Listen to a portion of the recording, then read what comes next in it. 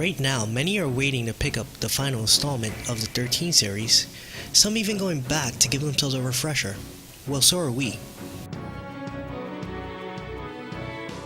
Square Enix revealed Final Fantasy XIII in 2006 at E3, and then it released 3 years later in 2009 on both PlayStation 3 and Xbox 360, both receiving praise for gameplay and combat elements, with some complaints regarding the story progression.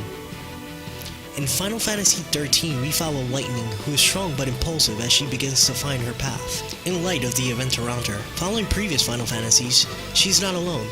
We're introduced to Sazh, Snow, Hope, Vanille, and in later chapters, Fang.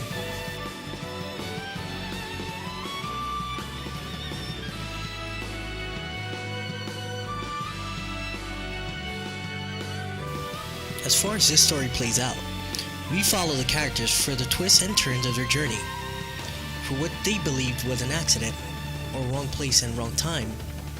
But with either theory, they were still left on the run from Sanctum. We follow them through a different perspective due to them separating, and this allowed us to see each of them with a given space and opinion on handling the situation. As we play through each chapter, we come to understand the reasons, wishes, and the resolutions they come to.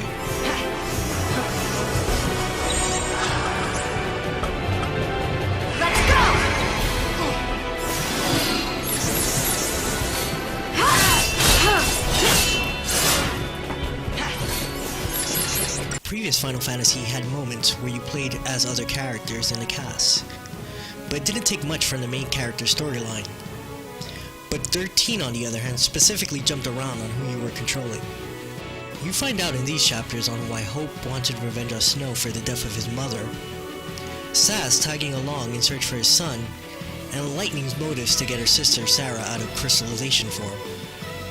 It was enjoyable to watch as it gave everyone a level of equal importance. This was also bittersweet.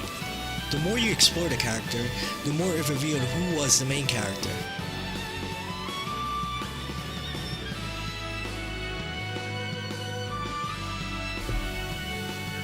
We know it's supposed to be Lightning, but up until Chapter 11, Final Fantasy XIII opens up, and characters like Vanille and Fang hold our interest, as their story goes back to the war and attack on Cocoon.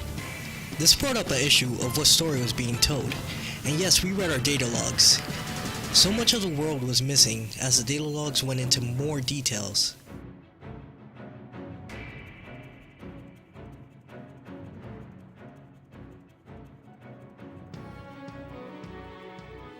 Taking a look at Final Fantasy XIII's battle system, we get to play with some changes from the previous games, and a level system very similar to Final Fantasy X in particular. The active time battle system returns in 13, but controlling all your characters are gone, only getting to control your appointed leader this time around. Along with these changes comes the stagger system, in which when an enemy is staggered, they take more damage, and this enables air combat for the duration of the stagger bar. Each character starts with a class and can be changed during battle. This system is called the Paradigm Shift, and depending on the combination of classes used, you can easily get enemies to stagger, causing fast, intense battles. Summons remained in Final Fantasy XIII. Obtaining them, on the other hand, required a fight.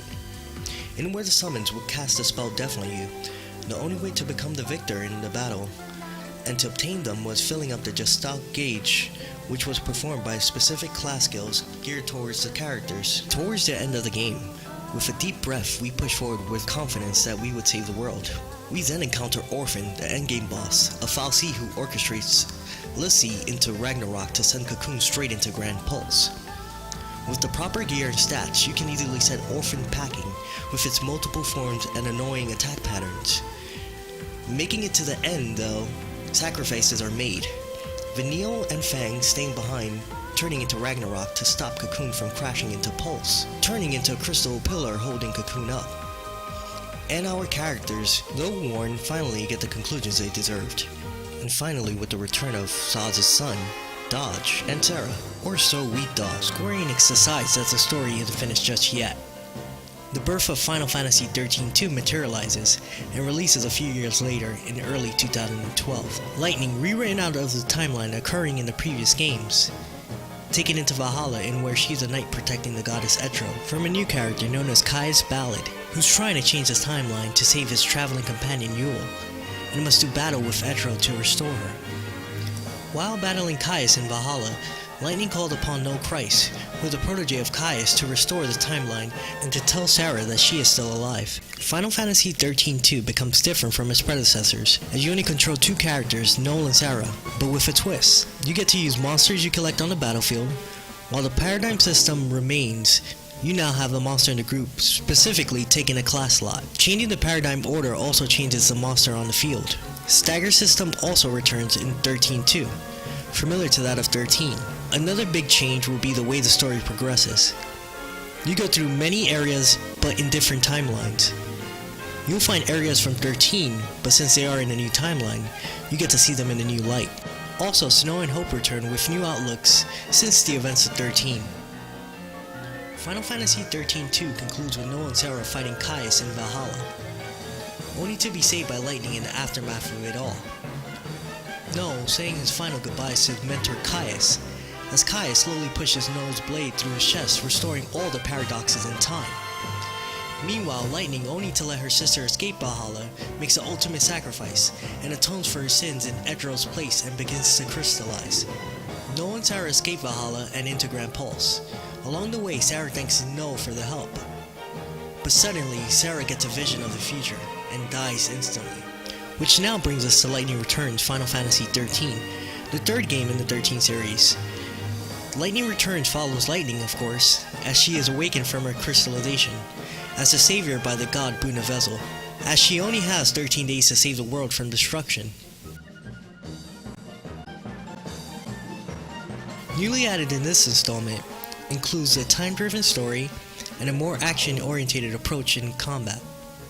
Compared to the active time system from the previous games, Lightning is the only playable character this time around, and can change into many classes with lots of options. Look for Lightning Returns Final Fantasy XIII this month on both PlayStation 3 and Xbox 360.